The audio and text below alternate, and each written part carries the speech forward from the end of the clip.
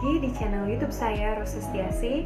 Nah, kali ini saya akan membahas mengenai perdarahan, ya terutama plasenta previa. Selamat menyaksikan.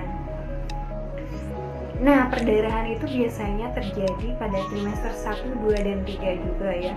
Nah, untuk trimester 1 atau hamil muda ya, ini biasanya terjadi ketika seseorang mengalami abortus ya. Nah, abortus itu ada yang bisa dipertahankan dan ada yang tidak bisa dipertahankan. Nah, di sini saya akan membahas mengenai plasenta previa sebenarnya.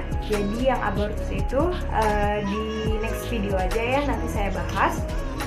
Nah, untuk plasenta previa itu biasanya terjadi pada trimester 2. Nah, trimester 2 itu biasanya perdarahan itu ada dua. Yang pertama itu solusiul plasenta dan yang kedua itu baru plasenta previa. Nah, untuk yang solusiul plasenta ini biasanya terasa nyeri ya di bagian perutnya, terus perdarahannya juga beda ya dengan plasenta previa. Nah, kalau plasenta previa ini biasanya tidak terasa nyeri sama sekali dan biasanya darahnya tuh keluarnya darah segar gitu. Jadi si ibunya tuh tidak merasakan nyeri gitu. Nah, itu yang dinamakan plasenta previa. Biasanya gejalanya seperti itu. Jadi apa itu plasenta previa? Plasenta previa itu plasenta yang berimplantasi pada segmen bawah rahim sehingga menutupi seluruh atau sebagian dari ostium uteri internum. Nah, itu secara medis. Nah, secara awamnya plasenta previa itu jadi plasenta yang menempel di rahim sehingga menutupi jalan lahir gitu. Jadi menutupi jalan lahir akibatnya nanti terjadi perdarahan, dan menutupinya ada yang sebagian dan ada yang seluruh. Nah, biasanya yang seluruhnya itu disebut plasenta previa totalis. Penyebab plasenta previa, nah sebenarnya belum diketahui dengan pasti, tapi ada beberapa yang memungkinkan terjadinya plasenta previa. Nah, yang pertama itu ketika blastokista itu menempelnya emang di segmen bawah kedua pada multipara. Nah, di mana jarak anaknya terlalu pendek atau terlalu banyak ya. Nah, yang ketiga ada bekas seksio cesaria yang sebelumnya. Terus yang keempat ada kuretase, pernah mengalami kuretase sebelumnya. Nah, kenapa hal tersebut bisa memungkinkan? Karena hal tersebut menjadikan si rahimnya kan ada kekurangan gitu ya. Jadi ketika si plasenta itu mau menempel pada rahim dan harus mencari tempat yang sempurna atau yang baik gitu. Nah, ketika harus melebar dan kemungkinan terjadinya untuk menutupi OUI itu, jadi menutupi si ostium uteri internum, jadi menutupi jalan lahir, dan ada yang sebagian dan ada yang seluruhnya menutupi jalan lahir.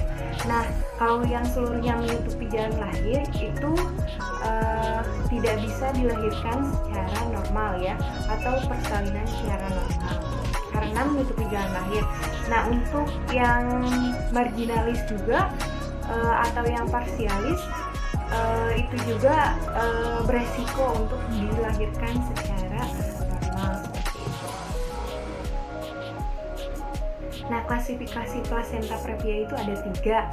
Nah, yang pertama itu ada plasenta previa totalis, di mana plasenta itu menutupi seluruh bagian jalan lahir, jadi menutupi seluruh ostium uteri internum. Jadi tidak bisa dilahirkan secara normal ya, karena jalan lahirnya juga ketutup gitu. Terus perdarahannya juga lumayan besar.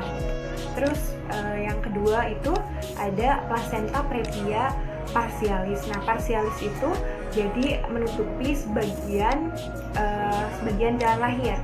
Nah, untuk plasenta previa parsialis ini juga tidak bisa dilahirkan secara normal ya biasanya.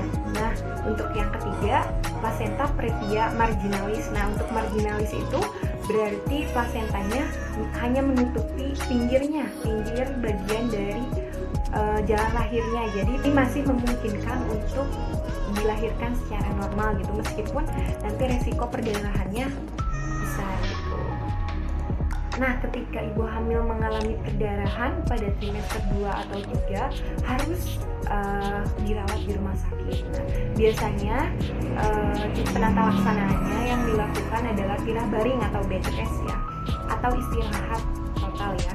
Jadi agar tidak melakukan aktivitas apapun sih ya.